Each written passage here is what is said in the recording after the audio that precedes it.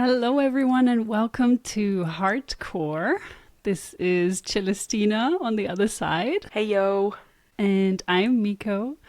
And today we're going to be talking about relationships. So this is the kind of theme that we decided to go with for today. And we chose one couple that we're going to reveal further down the line. But first we wanted to just touch on the subject relationships in general, because we have seen a lot of human design related talks about relationships, and we feel like there needs to be a little bit more of a clarification on that front. I also feel like every Instagram person right now is using human design as like, find your perfect mate, right? Like astrologically, like how people do that. They're like, oh, Geminis can only be with whatever, Sagittarius is, I don't actually know if that's accurate, but I feel like there's a lot of that happening right now within like human design being used for that. So we just want to wrap some more words around it. And as Miko said, just bring a little bit more clarity to this conversation as well. Yeah, now when you were just saying that,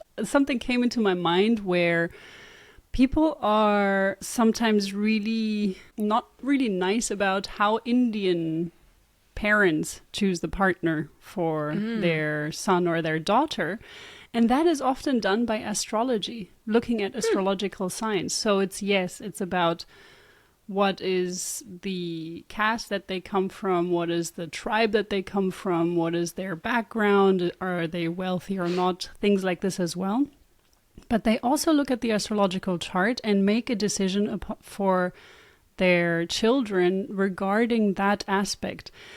And I just find it very ironic how the Western world bashes that a lot. Like a lot of times they have bad things to say about it, but now this is where the trend is going. Choosing your partner through the time of birth, date of birth, and place of birth. We obviously believe that this has a big impact on who you are and who you can be. Otherwise, we wouldn't be so deeply interested in human design.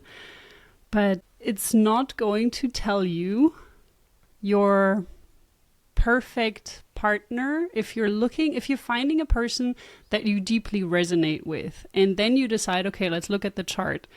And then you see that there are quite a few challenges within the chart, but it doesn't mean that you have to break up. And it also doesn't mean that if a chart looks perfect, coming together as one, that it's going to work out. It can help you a lot in solving things in a relationship. It can help you a lot in bringing more understanding into a relationship, but it doesn't mean that a relationship will or will not work if you put both of your charts together and you see certain aspects of it. But we're going to break that down a bit more. Some more words around that though.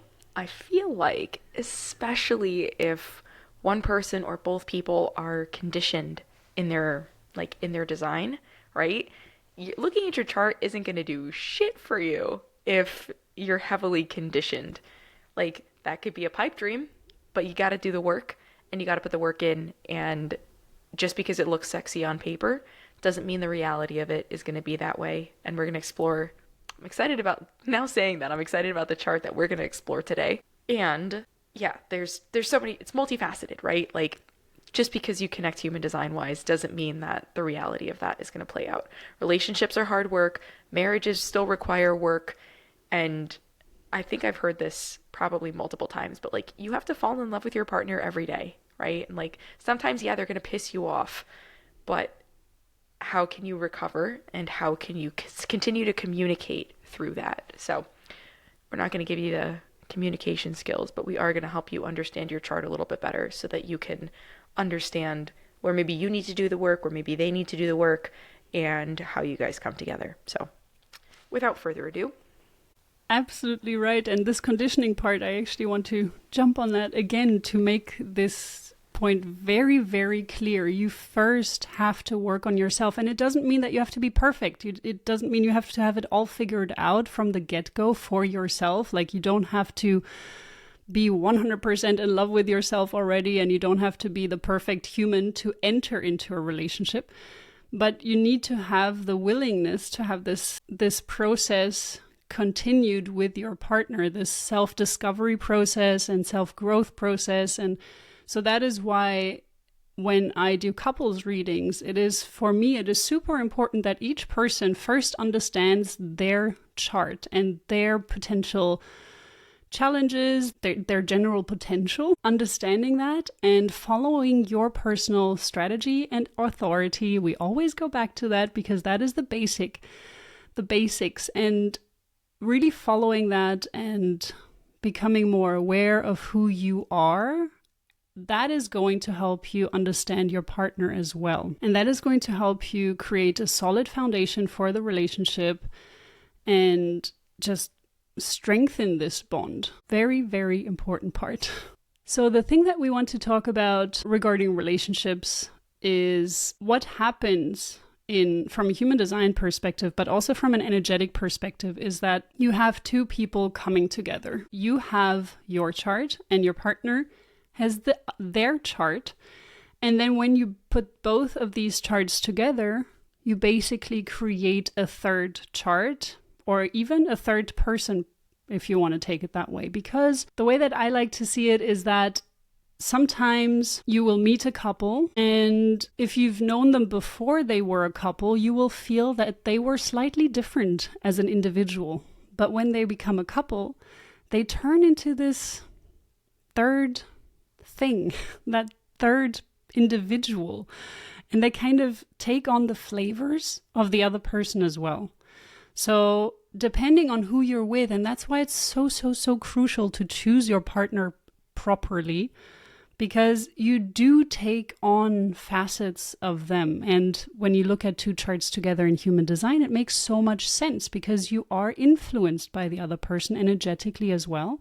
And if you're constantly sleeping next to each other and constantly spending time with one another, of course, you're taking in these energies. So this is another reason why it's so important to really understand who you are, what is your energy, because once you are in a relationship, you tend to get confused. You tend to think, okay, that is me as well, because you're taking in their energies. And if you don't have clarity and you have not spent too much time by yourself, so being single is another very important aspect, which you always talk about in human design as well. Sleeping in your own aura, understanding who you are by yourself. Because when you're sleeping by yourself, you're really getting to understand your own personal energies. You are still influenced by the planets, but you get to understand yourself more deeply. Fun little side note. Last night I wasn't sleeping very well, and David left the bed at like 2 a.m. He's like, I got my 4 hours of sleep. I can't sleep anymore. You're keeping me up. You're energetically keeping me up. And like, he doesn't like throw hippy dippy stuff in my face, but I think he's like actually understanding what it feels like now, which is kind of cool. So he's like, I need to leave the room. I'm like, okay. Left the room for like 2.5 hours, watched YouTube or whatever, came back at like 5:30 in the morning, passed out. And then I couldn't sleep. Riddle me that, Batman. Wow. Why was he feeling like you were keeping him up energetically? Oh, because I was tossing and turning for like 2 hours. So. Oh, okay, I see. Red wine and shitty food, guys. Not great. Well, therefore she had a delicious dinner just now, so. But yeah, exactly. So it's just a really great process to go through, understanding your own energy and understanding your own aura. To me, this is a key aspect, and you don't have to know human design. I'm sure we've mentioned this before. It's not about convincing anyone that you need to know human design, but it is super helpful to understand your own dynamics, and it's a great self-improvement tool, and it also helps a lot in relationships, which you will experience now when we're going through the couple that we're going to be talking about. The other aspect, so as long as you really want to become a better version of yourself, and that can be through meditation, through yoga, through self-reflection, through journaling, through all of these tools, mindfulness, and even just getting your diet in order, figuring out what is right for you, and listening to your intuition, being able to connect with your intuition. That's what it all comes down to. And if you can do that without human design, that's great. If you have had parents that we're allowing you to truly be you and to truly just choose the food that you needed to nurture yourself, to nourish yourself, then that is great. However, most of us have not had that because from the get-go, we are being spoon-fed whatever our parents think that is right for us, in whichever way that our parents think that is right for us. So we're most of the time being conditioned from the get-go. So that's also why I really wanted to know the date of birth and the specific time of birth of my niece, who's going to come visit now, and I'm going to meet her for the first time. Very excited about it. But yeah, I really wanted to know her exact time of birth, and I begged my brother to look at the clock as soon as she was born, and he did. So she's really the first human where I'm sure that this is the exact time, and you have no idea how much this is going to support her in how to be fed and how to be raised and how to be invited, because she's a projector. So all of these things. You have like a family full of projectors too. Yeah, my brother's a projector too. I'm a projector too. So yeah, this is going to be a lot of fun to really experiment with it. But back to the point, it's not necessary that you know human design, but it's super, super helpful. All right.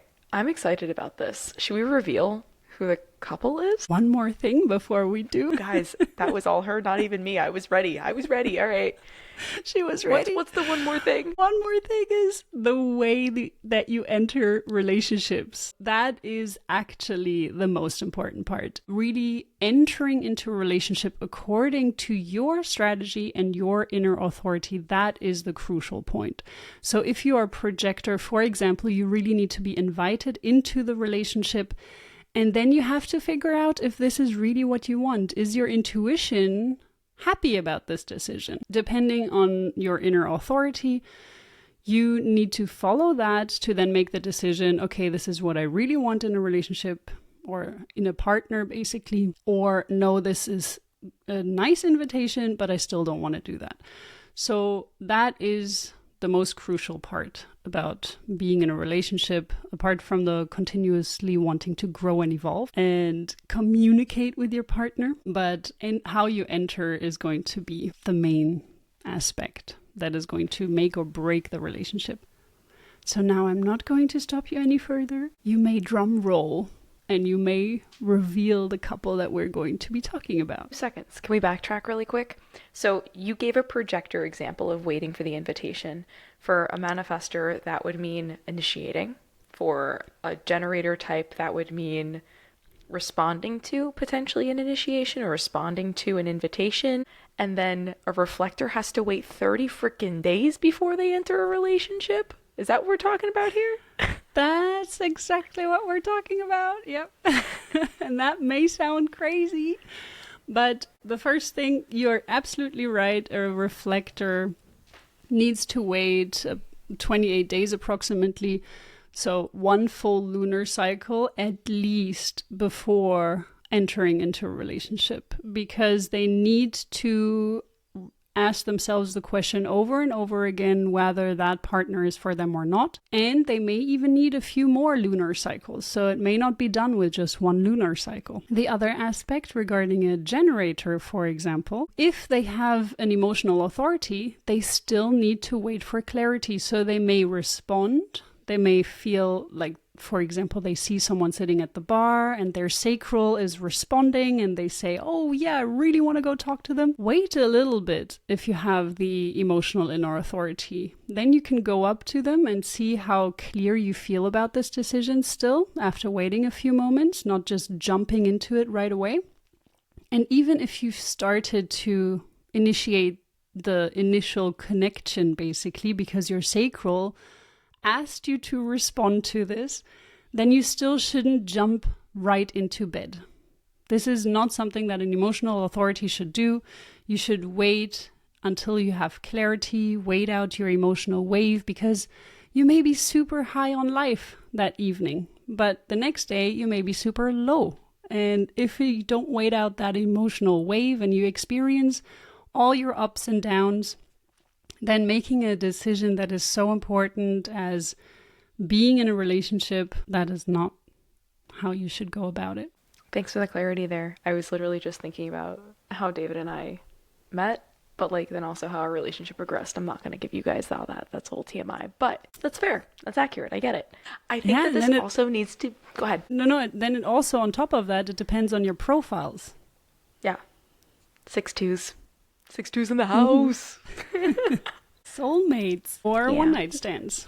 Those are the two sides of the 6 line. What's interesting about this though is like, think about this not just like sexual partner, life partner relationship, right? Like think about this, consider this when we're talking about this, like everyone who's in your life, whether it's family, whether it's friends, other people that you bring into your life, a work husband, a work wife, right? All of that needs to be taken into account relationship wise. It's not just your significant other, your spouse, your partner. So also keep that in mind as we're having this discussion. 100%. Would you like to do the reveal of the couple? Like 10 minutes later, yes. Yes, I would. We went on such a tangent. I love it. So we're like a year behind the curve, but we're doing Johnny Depp and Amber Heard because Miko was like, oh, like we could do a couple like Johnny Depp or Amber Heard. And then we like dove a little bit deeper. We were like, oh, damn. Yeah, this would be solid. Also, neither of us are very up on Hollywood, like at all. And with a quick Google search, Miko still landed on this. So, heart pull to Johnny Depp and Amber Heard a year late, nonetheless. This is going to be a very interesting one to dissect. Yeah, and because we are so much in love with shadow aspects as well, I thought that this was additionally going to get a heart pull out of Celestina. At the beginning, she didn't know anything about it. So I just got a thumbs up, basically. And I was like, oh my God, that is not the topic. I didn't follow this case at all. Like, I ignore Hollywood as much as possible. Sorry, actors and actresses out there. Except for Jennifer Aniston, because I love you.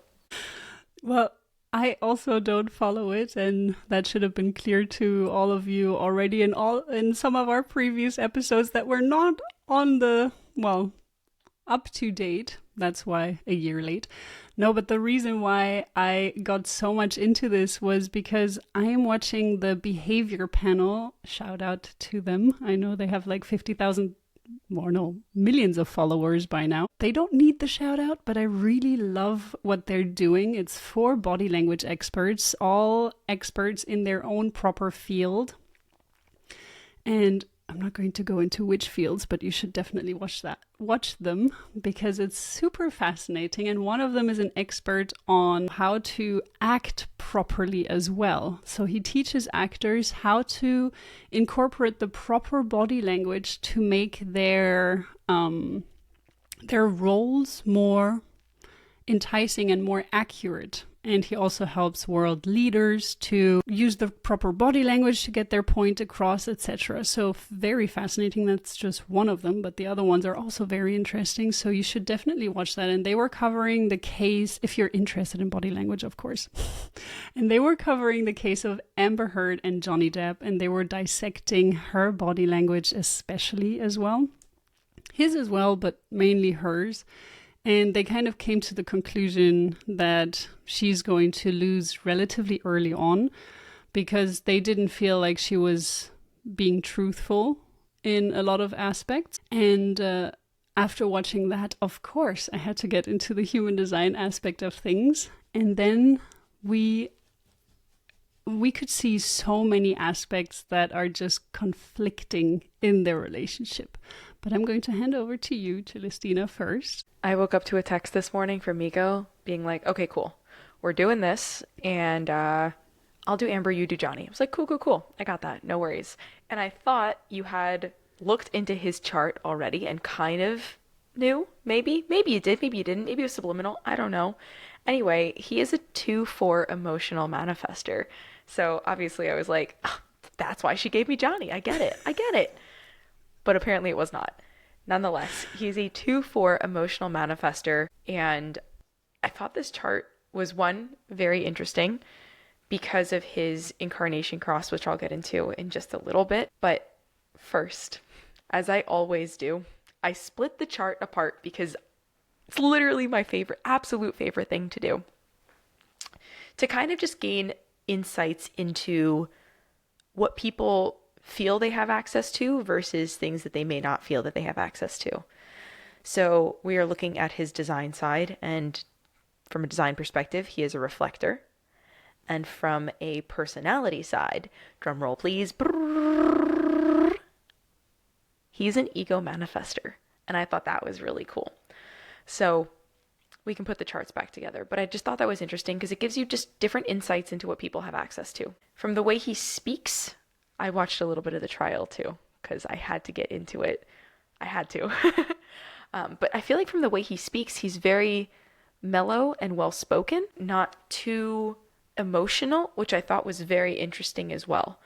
He's pretty one-noted, but in the sense of getting across what needs to come across, which I thought was just interesting in the way he presented himself. Because if you think of him as an actor, he's very flamboyant, very out there, chooses the most wild and crazy characters. So to see him in this juxtaposed, oh yes, 2 weeks in a row, love that word, juxtaposed in this trial, I just thought that was very interesting, seeing a different side from what we typically see on screen. So just a little bit of insights there. And perhaps, Miko, I'd love your take on this as well. How much of it do you think is not having direct emotional connection to the throat, which is why he was maybe able to keep a little bit more of his cool, and also having a split definition? Because if you guys are watching on the YouTubes, you can see that his emotional center is connected to his root, so maybe a bit more grounded in that, like in the emotion piece of it, whereas his ego, his throat, and his G center are connected, and that's where the split is. So perhaps we were seeing a bit more of a grounded conversation because he doesn't have that direct access to his throat from his emotions. Thoughts on that? Yeah, I agree with you. He doesn't have the connection either. So the gates that you're looking for or that he's looking for to bridge his split is the 37, the 12, or the 35. So all three channels would bridge his split. He does have the gate 22, so that is the one that is connecting normally to the gate 12, which is all about the way that you speak, and it's also the gate of grace, the gate 22, and that is in his sun. So in his design sun aspect. So that is a big part of how he shows up, of how he shares himself, and that's also how he shines his light in his unconscious side or physical appearance. So the way that he dresses, we all know that it's very extravagant, something like that. So it's very out there, and still he exudes this charm and this class in his crazy dress style. So I think this is a big part of why he's also able to express himself so eloquently. He has quite a few throat activations, and one in his personality Mercury is the PR manager. So it's the 8th gate in the first line. And that to me also speaks about how you communicate, how you sell yourself. He also has the first gate. So he has this channel of expressing his direction in life and his identity. And it's a very, very powerful gate of how to promote yourself. And I think that plays a big part in his way of speaking. He also has your channel, as you know, and you're going to be talking about that. But that again also points towards this king aspect, this leadership aspect. So I think all of these things play a role, and the fact that the emotional center is not connected, it does mean that he cannot express his emotions consistently, let's say that. He has 2 different personalities inside of him that need to kind of find the connection towards one another, so he does need more time, even more time than a normal emotional being.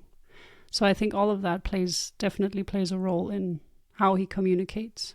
Thank you for those greater insights. Yeah, I mean, I can assume things by looking at the chart, but I feel like you just go so much more beautifully in depth than I do. So I appreciate that. Yeah. So the 45, like gate 45, actually he has the whole line, right? Like he has the whole channel, 45, 21. But 45 is in his conscious sun, and obviously this makes up his is a portion of his incarnation cross that Miko alluded to. So he has the incarnation cross of rulership, which I don't know their house dynamic, right? I didn't watch that much of the trials, but I understand that she defamed him, or seemingly, allegedly, that's the right word, that's the right court word, allegedly defamed Johnny Depp in a news article, or in an article back in like 2017, and that's what kind of progressed all of this. So, I mean, the court decided as to what happened in their home, right? But were we there? No. Do we know what their interactions were? No. However, I just think that this is a very interesting, what's it called? Incarnation cross to have. So the court of rulership, the incarnation cross that he has is, I'm here to rule, basically a my way or the highway kind of mindset around this. And that can be done eloquently, and that can be done distastefully, right? But as Miko pointed out, there you go, the gate of grace is also within this rulership incarnation cross, right? So gate 22 in his unconscious sun. So I think that there is, there you go, if you guys are watching on YouTube. So I think that there is some grace that can come with that, right? It doesn't have to be my way or the highway if this person is not conditioned in that way, or less conditioned in that way, and living a little bit more in an aligned way. So I just thought that was interesting to mention. But yes, he does have the money channel from 45 to 21. Gate 22, the gate of grace, we've discussed already. I think we've seen this come out in him as well. And lastly, the last piece of his incarnation cross is gate 47, coming out of the ajna towards the head. Gate 47, the gate of oppression. I don't know much about this, so Miko, if you want to touch on this a little bit, that'd be fantastic. Thank you very much. Well, that was already quite a deep dive into the incarnation cross. The gate 47 is in his unconscious earth, as Celestina already mentioned, and that is in the ajna pointing towards the head, which is, in his case, completely open. What can happen with the gate 47 is that you really focus on questions that you don't need to answer within the relationship, and you're really trying to find solutions, and you're going to go over and over and over and over it again to try to figure it out and try to solve it. This is in the in the abstract circuitry, sorry.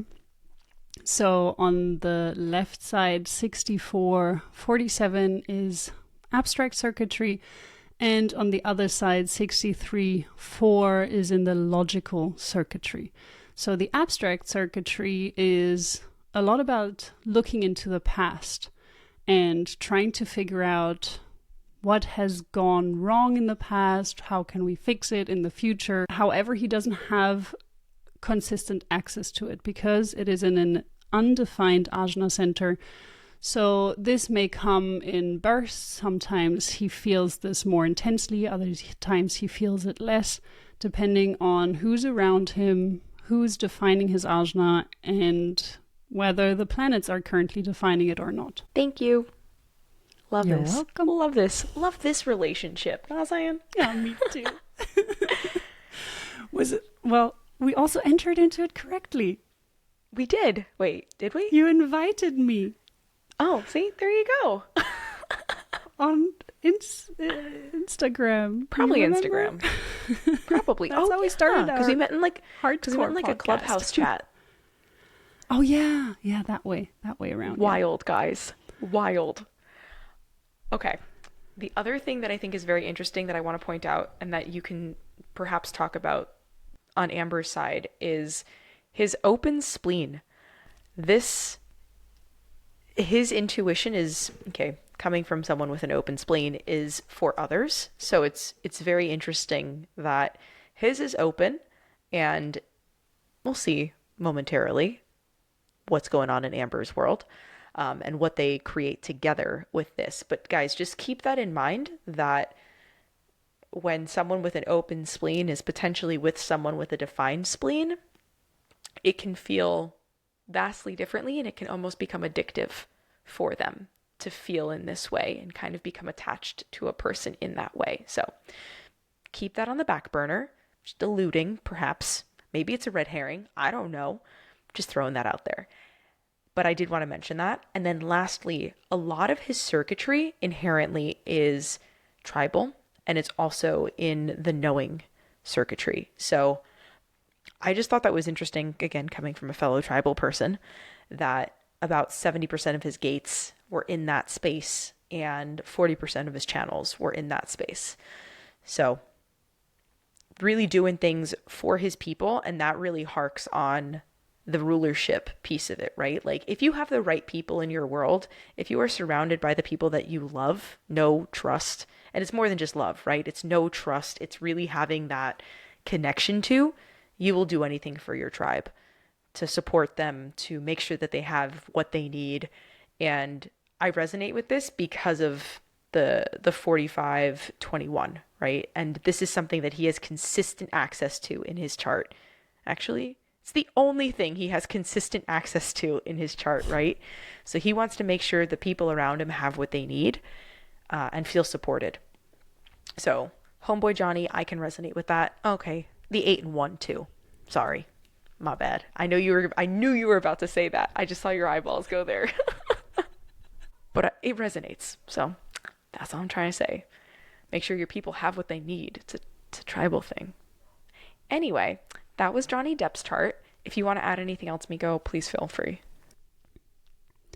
Well, you've covered a lot, and I think you did a really good job. And of course, we can always go deeper and deeper and deeper into things. As you know, this is an endless rabbit hole you can fall into. And we're also always researching until the very last minute. At least that's how I feel, because there's just so much. And when you don't have a clear focus on what exactly it is you want to cover, you can go into you can get lost.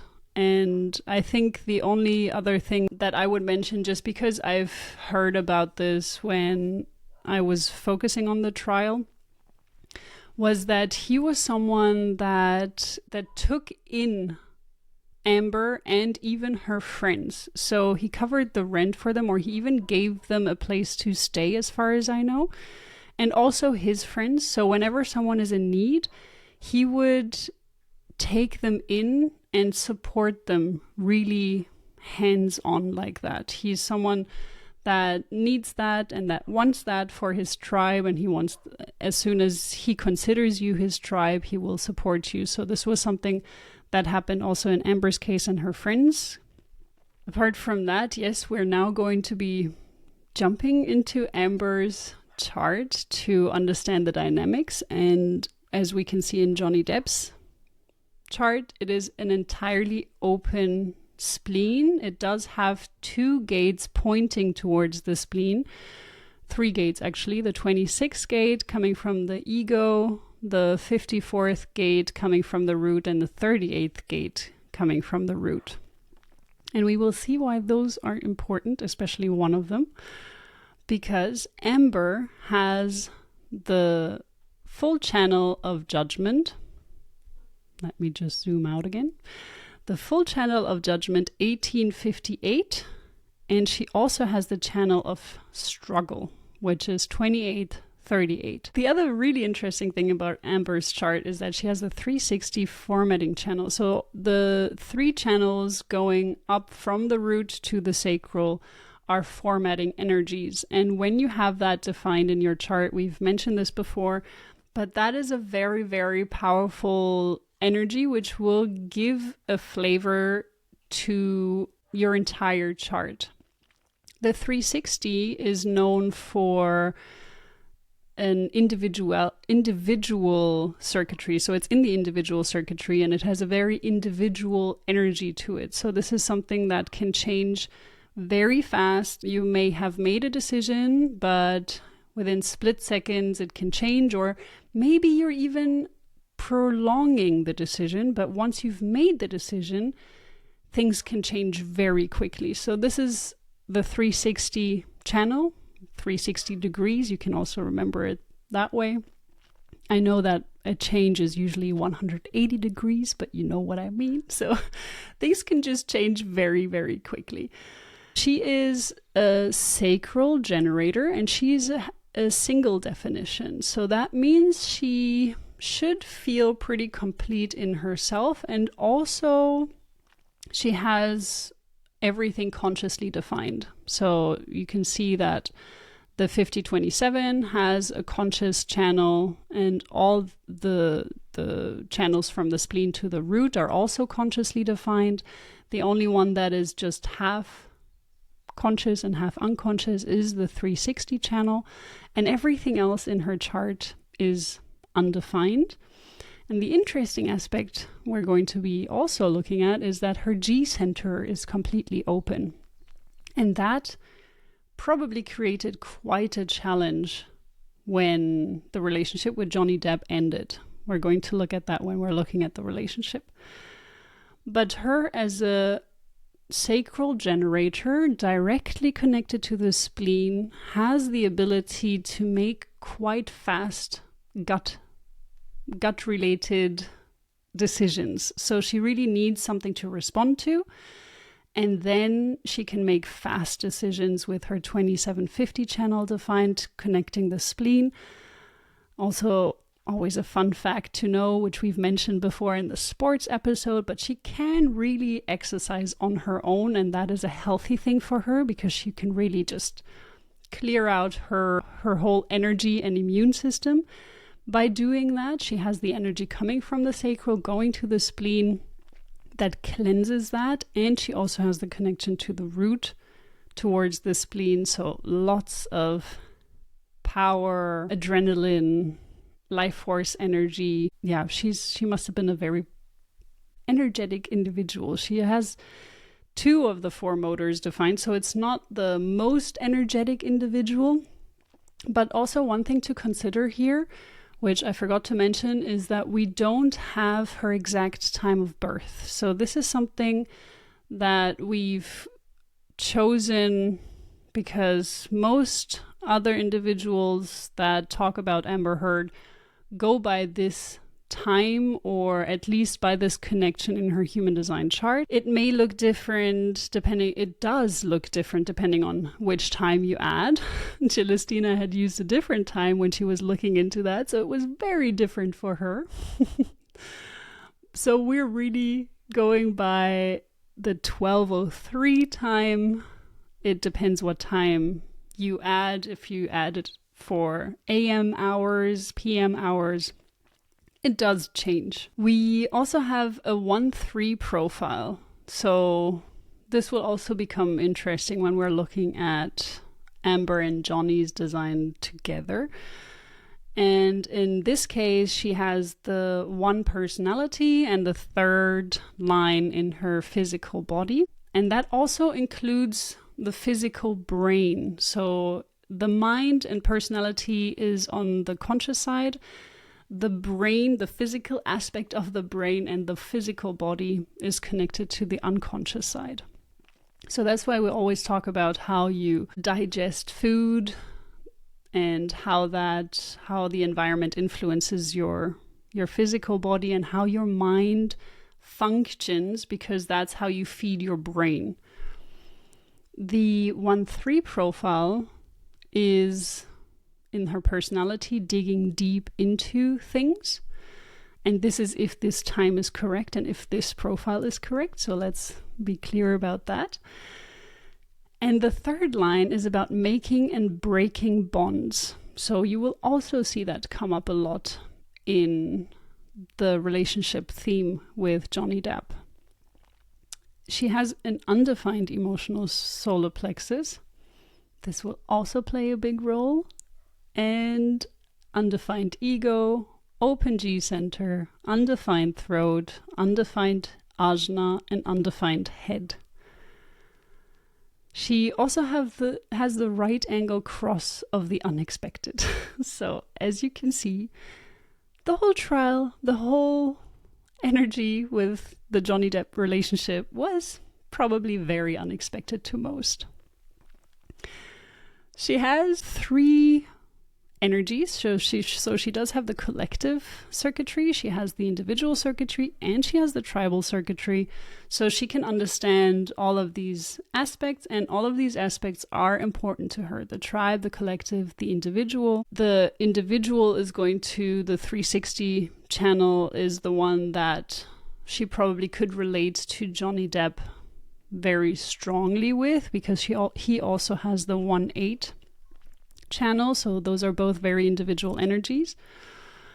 One thing that I did find interesting regarding the undefined G center is that she claimed that she had to change a lot for Johnny Depp, so that she felt like he was very possessive and very dominant, and that he didn't feel comfortable about her taking on roles that were sexual in nature, or even kissing scenes and things like that. So she also started to dress differently when she was with Johnny Depp.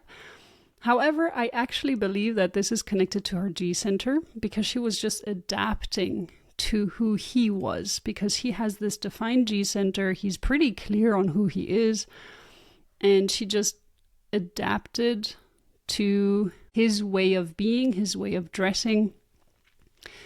And that's what these undefined or open G centers are known for, to be a chameleon, to adjust, adapt. And that is not a bad thing. It's just how they are. And often they are being pointed at and being like, why can't you just be a certain way? Why do you always have to change? But it's actually the right thing for them. They will not be the same person, or they will not dress the same, they will not behave the same throughout their whole life. There are going to be different phases, unexpected changes sometimes.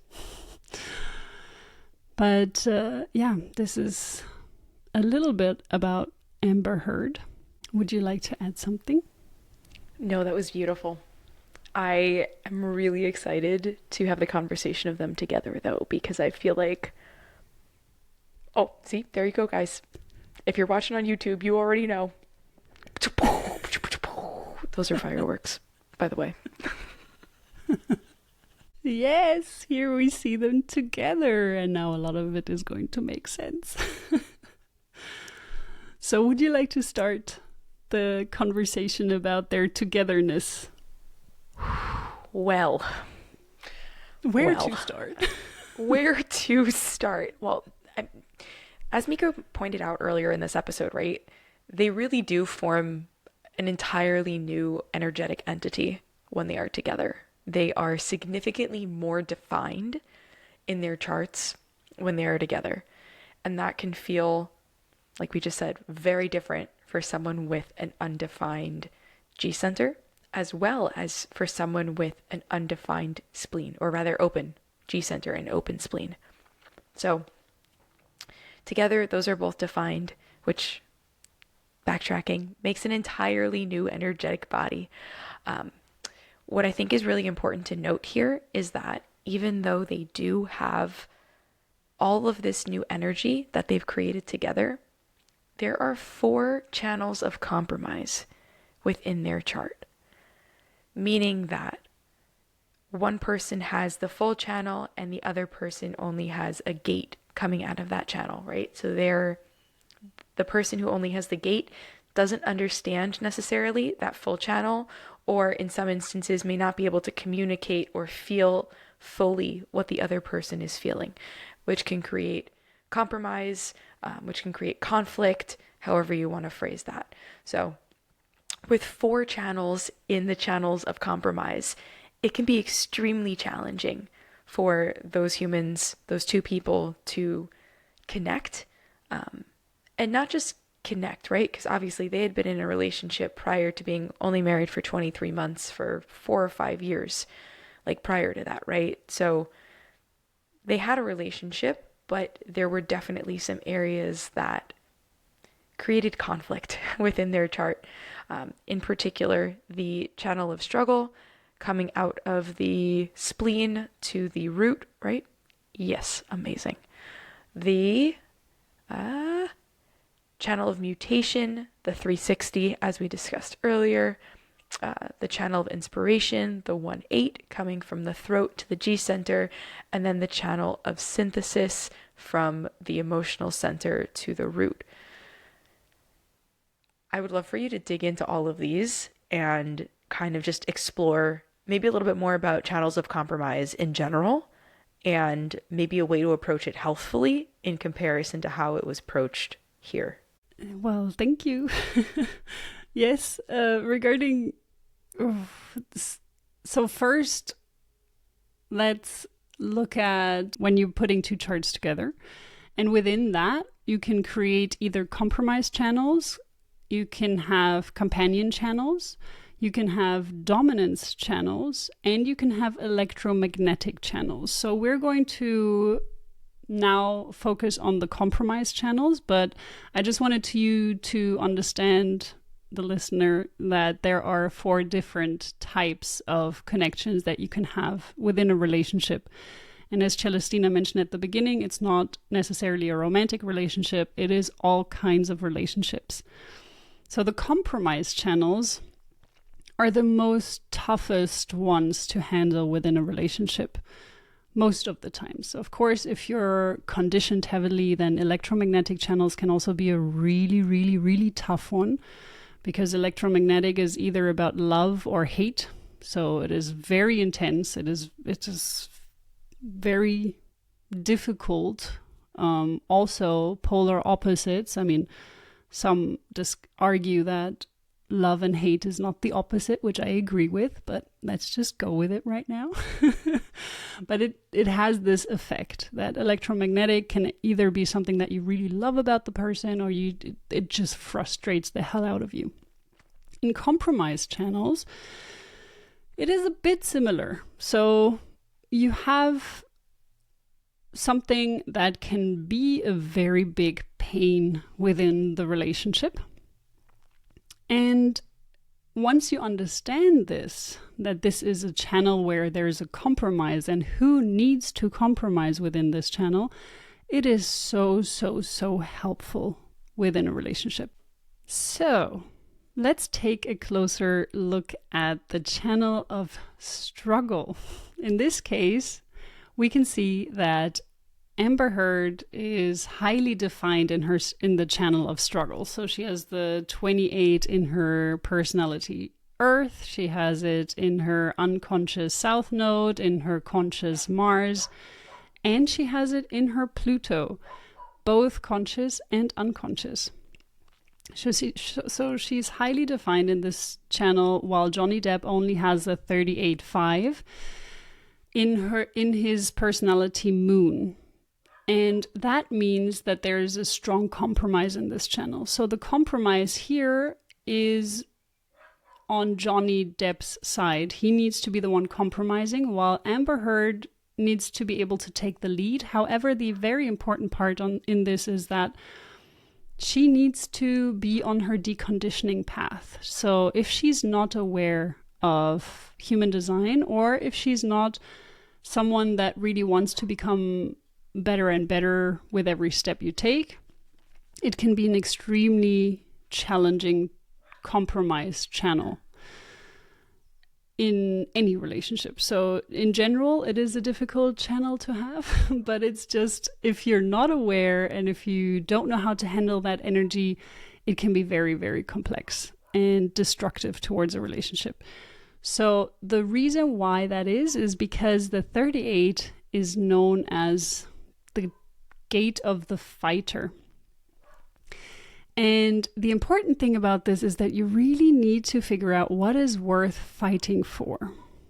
And in this case, if she was in a healthy expression of her design, then she could take the lead and she could decide within the relationship, for the relationship, what is worth struggling for, what is worth fighting for.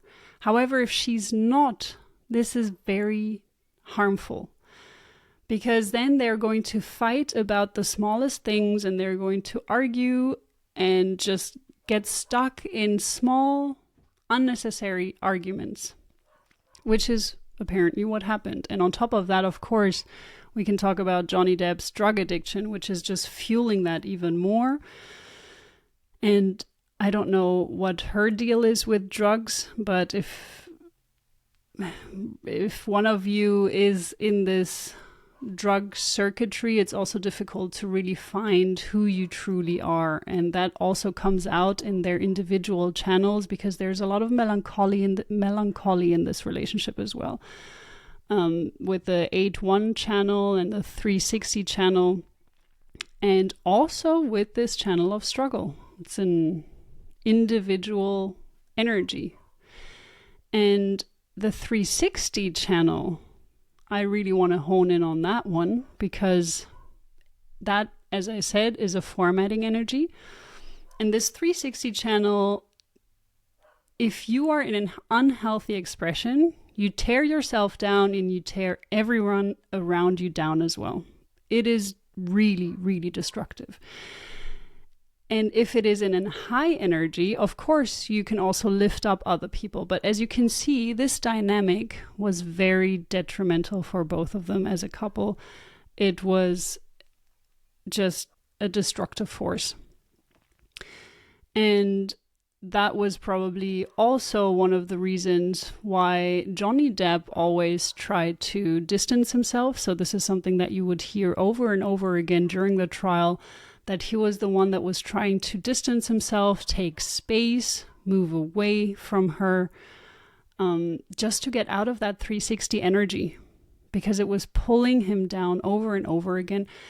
And I'm not saying anyone is at fault here. I'm just speaking on what I can see energetically in the chart, what happened, what may have happened, the walking away, taking space. This is what he described he was doing and trying to do over and over again, while she kept poking and prodding and he says that she knew what to ride on, what to poke on. And I swear, I have the gate 38. So I have been doing that as well, especially when I was a teenager. I would just know where to poke and where the wound was and where to put salt on, and then rub it really intensely. So it was really, it's a bad gate to not live in a healthy expression with, because you're really going to just fight and argue about the stupidest things, and you can't let go and you keep going. And with her defined spleen, this is what happened. It's very, very known for abusive relationships where one has an undefined spleen and the other one has a defined spleen. And yeah, I would like Celestina to speak on that actually a little bit more regarding the defined and undefined spleen. Yeah, so we've touched on this, I believe, in the centers episode that we did, right? But I guess just a little bit of a recap for you guys. Having the intuition for others when it's opened, and having intuition for yourself when it is defined. I don't think I've experienced this myself, but it was interesting because when Miko and I first met in person a couple of years back, you mentioned this, and it was very illuminating.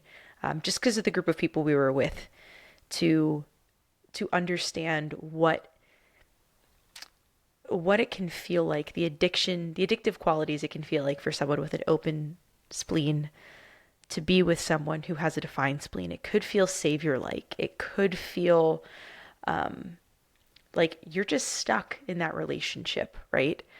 So I think that that's something that is important to assess if you are in one, right? And I'm not saying that every undefined spleen in a relationship with a defined spleen is going to feel that way. My husband has a defined spleen, and I don't feel like he's my savior. He's just a cool dude that I ended up being with for the last over a decade. So I think that that is something important to note. But if you haven't done the work, or if there is perhaps a lack of confidence on your end, it could feel addictive. It could border on toxicity in the relationship. So I think that is something it just needs to be illuminated, and it needs to be just looked at if that is the case for you in your world. And that's just a quick little side note. But in this relationship, there was probably some toxicity of maybe Johnny feeling the need to have her in his life. My understanding is that they met on the set of Rum Diaries and like clicked instantly. Again, I just did a wee bit of investigation on this, but they clicked instantly during like the press tour of this. So maybe there was something there that sparked the interest during the press tour, and it was almost, I don't know. I don't know what he felt, but it could have been this, that need to have her in his life, that she was filling a part of him that he didn't have access to consistently, right? And that's kind of what bringing two energies together is. You just have to determine if it's healthy or unhealthy for you. And that's your journey. We can't tell you that. And even looking at your chart can't really tell you that. So that's my 2 cents on the spleen. Loved it. Yes, absolutely correct. The undefined or open spleen doesn't know when to let go, basically. This is the theme when you're in the shadow aspect of things. And the undefined or open sacral doesn't know when enough is enough. So if you look at this relationship, I would be very curious who actually broke it off eventually. I don't know if you did some research on this, but for Johnny Depp, it must have been very, very difficult to actually leave this relationship, because if he's in his unhealthy expression, yeah. I did see notes of him saying they were trying to work it out, or like trying to work through it. So sorry, Boo Boo Johnny. Yeah, and on top of that, I mean, it is his second marriage? Third marriage?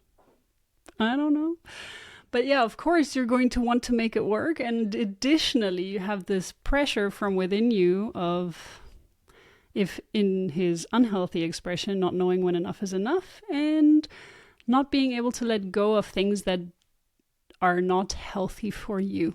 This can be very big themes in undefined/open, spleen/sacral. The other dynamic that I see here is that Johnny Depp has a defined ego. So that is also very attractive to Amber, because she will feel more willpower when he's around. She will feel more sure of her own direction in life, even though it may be influenced by him. So of course it is influenced by him because he has the 1-8 channel and he has got the G center defined. And additionally, he has the ego defined, which gives her the willpower to go after things. So on top of all of that, Johnny Depp having the emotional center defined, unconsciously defined, and also all of the gates unconsciously defined in his chart, which we can see if we go back to his chart. Except for the 49th gate. That is the only one that is consciously defined. However, the 19th gate is unconsciously defined. So his emotional solar plexus is unconsciously defined. And that one is also creating a compromise within their togetherness. And that is the way that he makes decisions, through this channel of sensitivity. So for him, it is still a very important channel, very important gate. And within that, Amber is creating the compromise in his emotional solar plexus. She may not have felt heard by him a lot of times. She may have felt like he's not hearing her emotions. But then again, he's the emotionally defined one. So what happens in this relationship is that if he's being emotional, she's the one taking it in. And because we already know that he doesn't have consistent access to expressing his emotions, she then takes over with her undefined throat as well. She then takes over and just bursts it out and expresses all the emotions that she's feeling from him. She's amplifying them, and then the whole chaos happens. So the reason why we chose this relationship is because we really want to show you as well that even though this relationship in particular didn't work out, it doesn't mean that when you do have this kind of design and this kind of energy within your relationship that you cannot make it work. It's all about awareness, communication. So even though he doesn't have consistent access to expressing his emotions, you really, really need to give him time. You as Amber, or if you are in a similar relationship, you need to give the other person, the individual, the emotional being, time to digest his or her emotions and to really understand what is even going on. Because when they don't have access to expressing their emotions, they need more time to just sort out what it is they're feeling and how to communicate it. And if you don't have the patience for that, then this relationship is not going to work out. But you really need to, if you want to make it work, you need to also sit with yourself, understand why you don't have the patience within yourself to provide that space for the other individual for the other emotional being. While we're on the topic of compromise really quick, I have an example of a compromise that can be a positive in a relationship if you are aware of it. So, to use my husband and I as an example, since I'm with him 99.99999% of the time, the only compromise channel that he and I have is the 2343, so that connects the ajna and the throat. It is an individual channel. The verbiage connected with that channel is not my favorite. It is the I know statement. And I've brought that up many a time here, but my husband has the full channel, so I'm the compromise in this. And I've learned over the last decade, he used to always say, like, Celestina, like, flush out your thoughts, or like, give me the backstory on this, or I need more information. And because I would just like start saying something and like not give any background on it. But since, I feel like it's been a training process, right? It has been a compromise on my end. But the more he said that, the more I stop myself mid-sentence and then give the background on it and then restart my story. And over the last decade, I've gotten a lot better at doing that.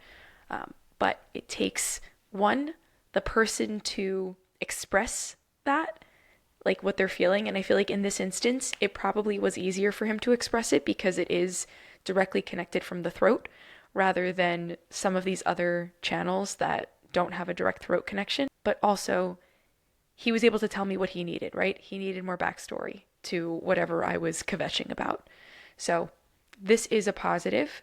And again, just because it is a compromise in your chart doesn't mean that it can't be worked through if both people are aware and willing someone is willing to make that compromise, especially if it's as easy as just explaining the backstory behind something, right? Or putting the cap on the toothpaste, but that's a whole different thing, man. Oof. Or squeezing the toothpaste, my pet peeve is squeezing the toothpaste from the middle of the bottle instead of the back.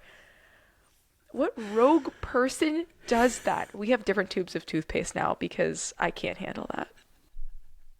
See, this is exactly the channel that Amber Heard has dominance in. So let's take a look at that 1 second.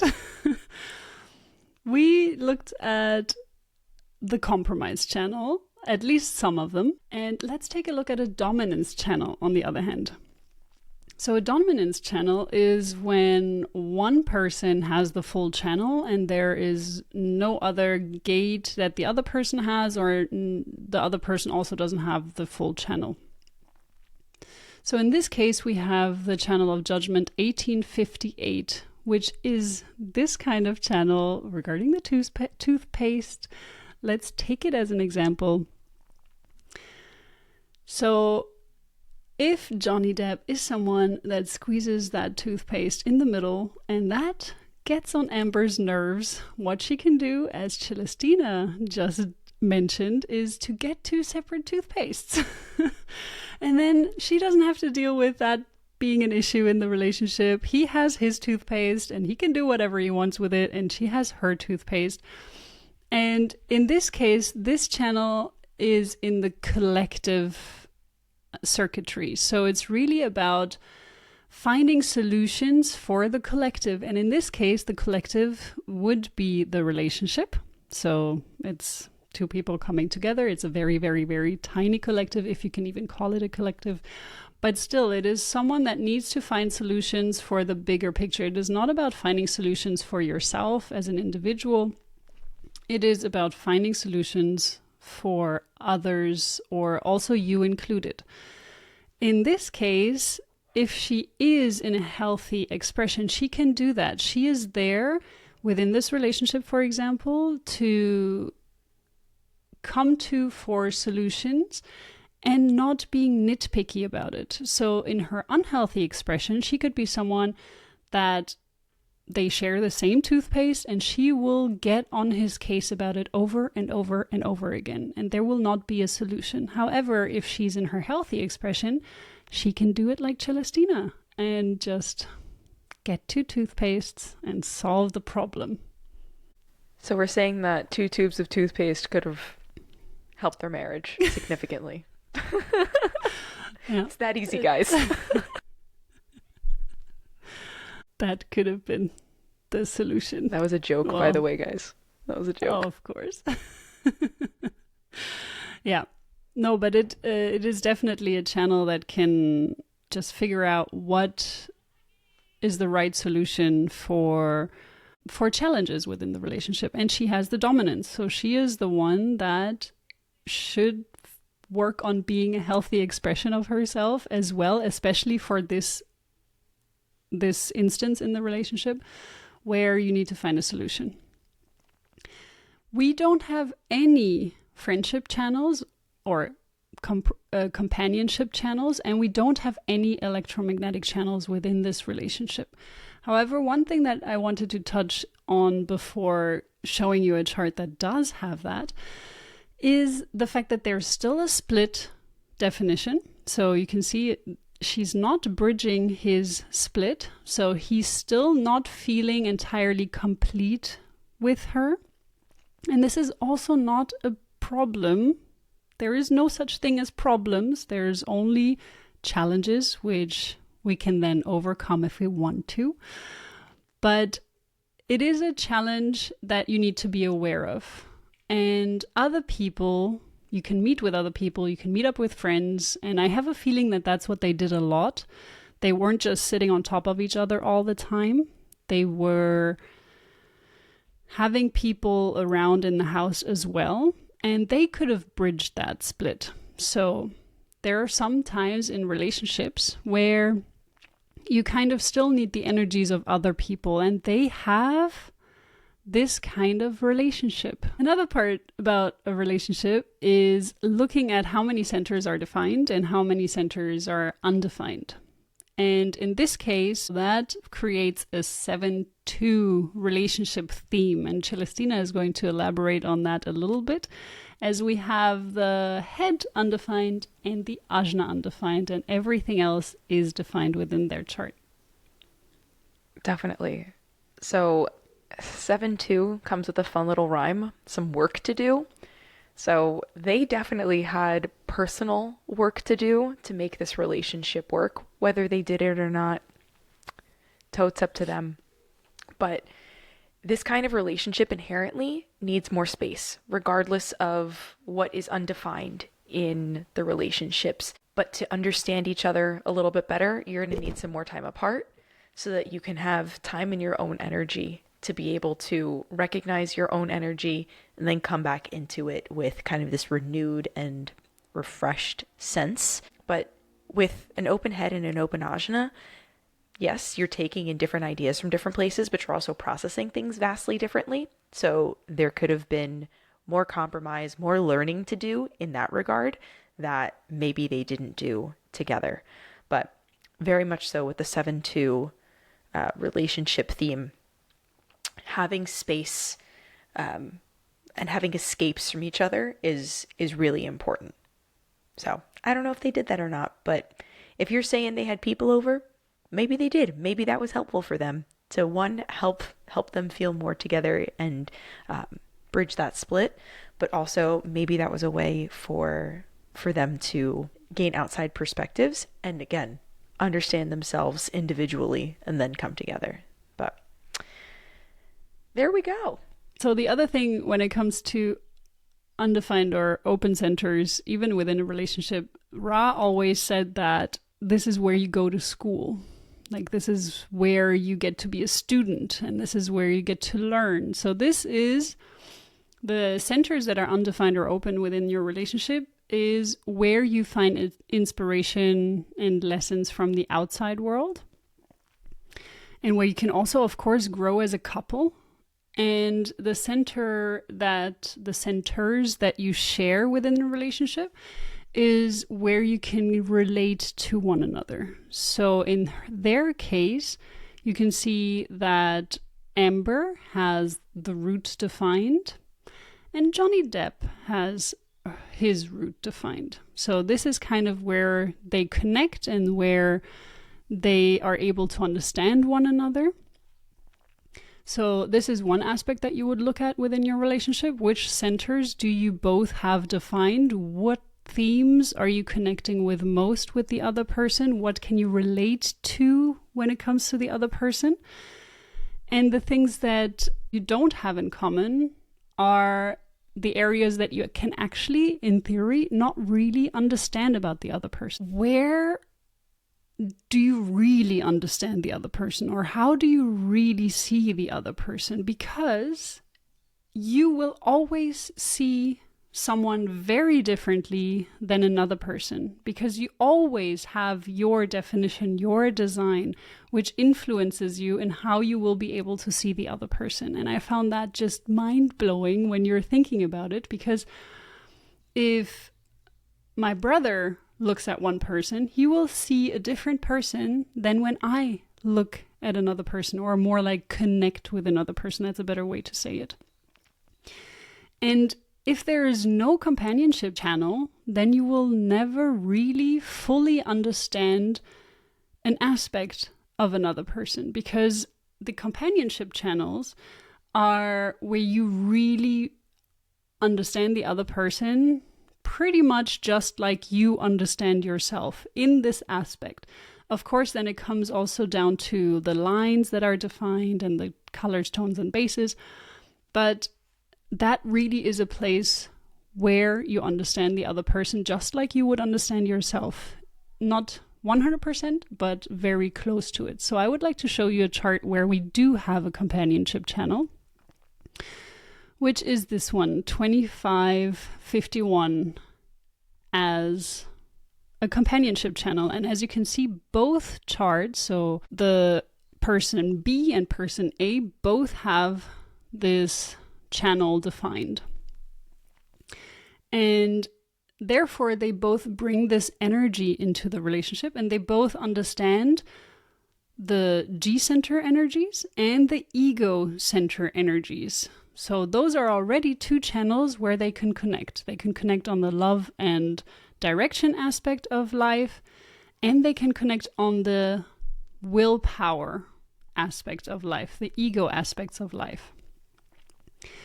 So to me, companionship channels are also, of course, very interesting and fascinating, because they create very strong friendships that can be in a relationship, that can be in a friendship or partnership of business kinds or family or whatever that may be.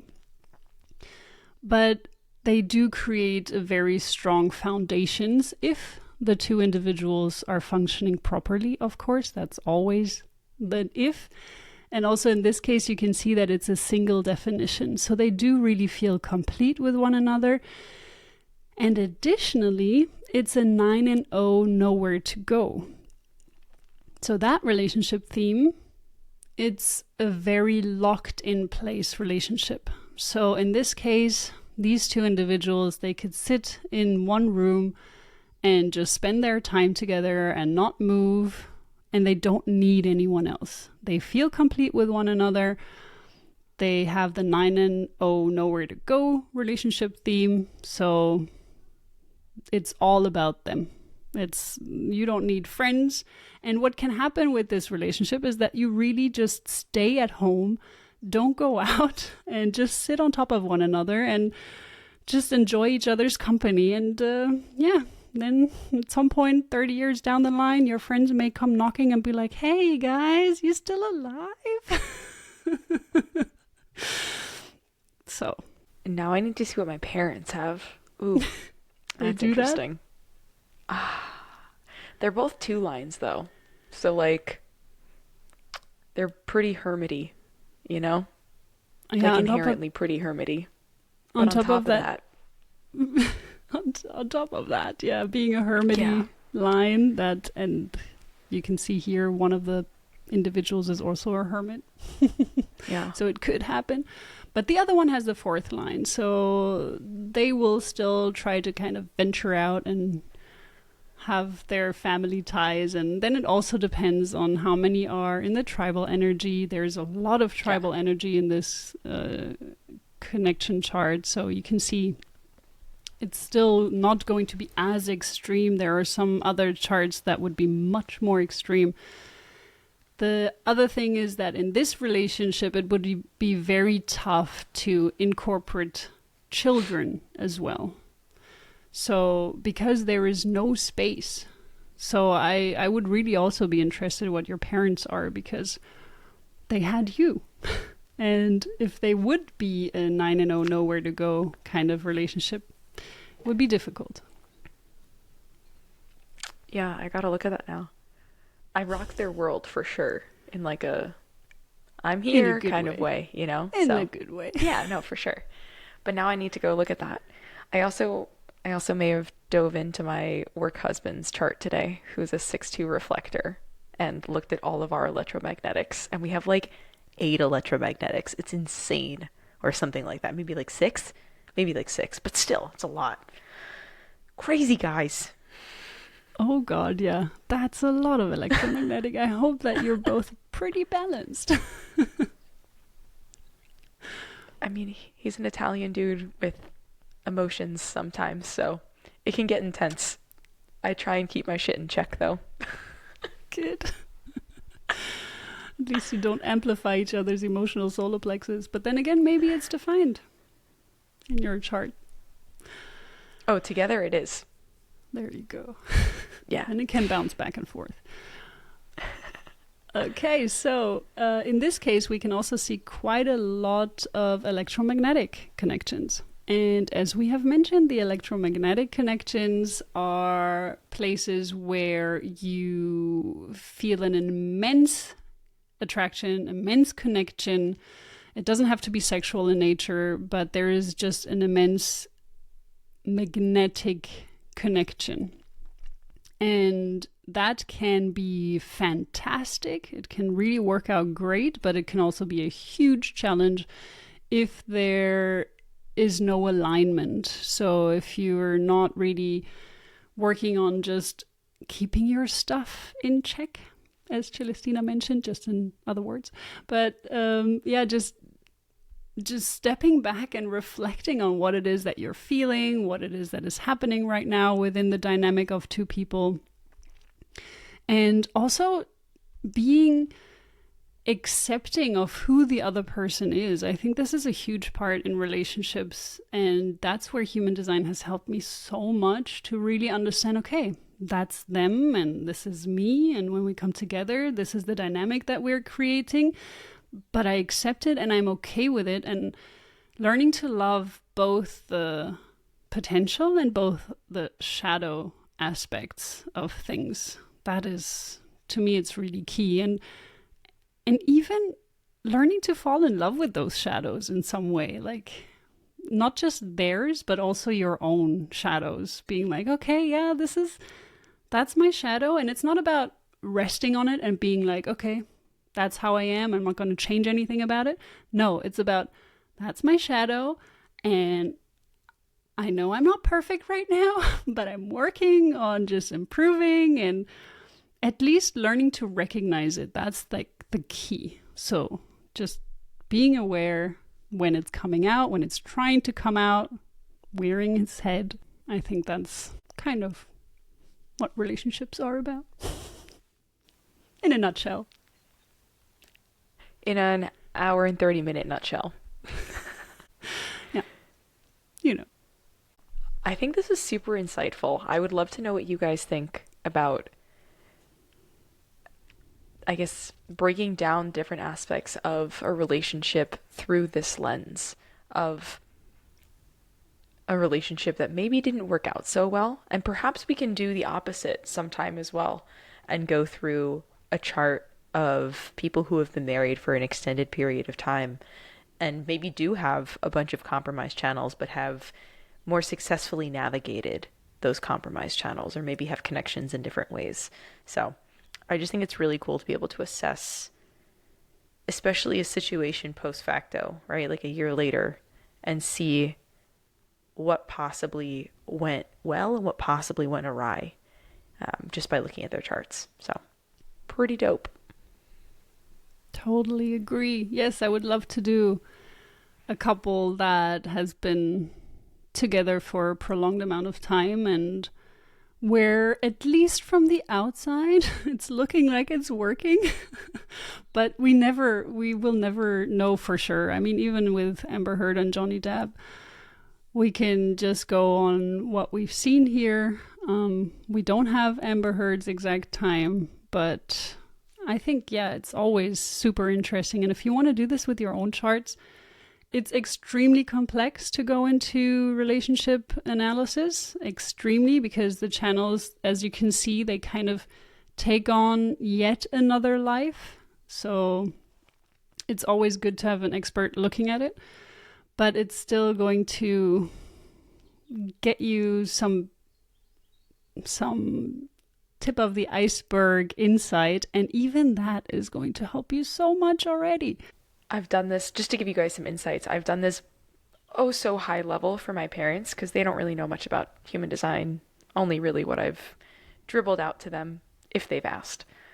But I can't remember I'm pretty sure my dad has the full channel, 1222, and my mom, I think, only has 22, and their disagreements 99.999% of the time happen because of that compromised channel, or that like the fact that she only has the gate and not the full connection to the throat, right? Like the inability to speak out the emotions completely.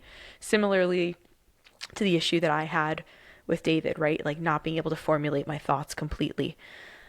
But the way that it comes out for them is anger and frustration, because they're both MGs who are not understanding what needs to be said and how it needs to be said. And I think just knowing that, because I've informed, hey yo, manifestor over here, I've informed them of this channel and the compromise that they could be experiencing.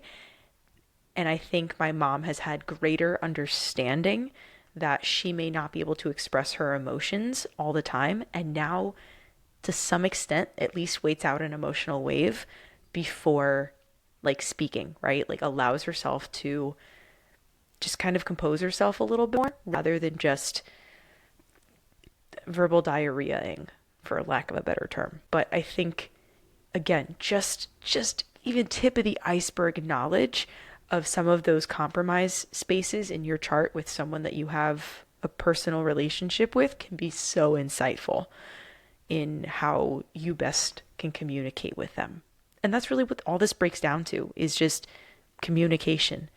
It's like free therapy, kind of, when you understand yourself.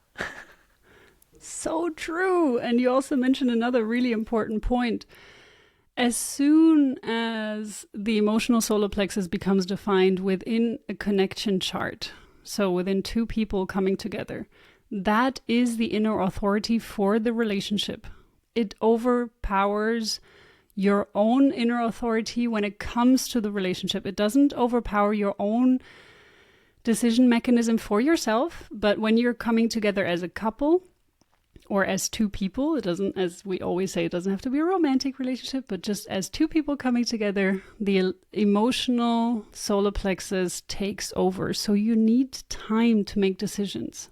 And with that being said, it was wonderful being here once again. I hope you guys enjoyed yourselves. And if you have any kind of questions or requests or just anything you would like to say to us, follow us on Instagram at HardcoreHD and leave us a message. Also give us a thumbs up if you like it, or give us a rating if you like this. And we would love to have you here again next time. Until next week, guys. Ciao. Bye. Thank you for listening.